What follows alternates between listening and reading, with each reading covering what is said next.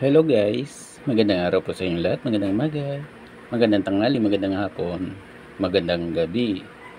At dadako na po tayo sa pag-usap natin ito ang patungkol sa 1942, 1 piso, Republic of Chile coin. Ang bariyang ito na nasa inyong harapan ay isang uri po ng vintage coin at ito po ay may edad na 81 years old ngayong year 2023.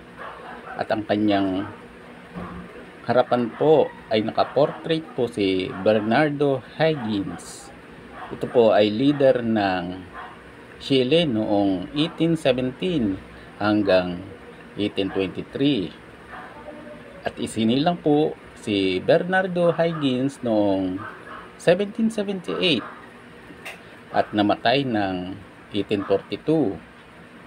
At ang bariyang ito na nasa inyong harapan ay copper composition at tumitimbang ng 7.5 gram at meron po itong diameter o luwang na 25 mm at meron po itong thickness na 2 mm at meron po itong edge na threaded. At ang 1942 1 piso Republic of Chile coin ay meron po itong 30% mintage value at ang total scraps ng bariyang ito ay 15,150,000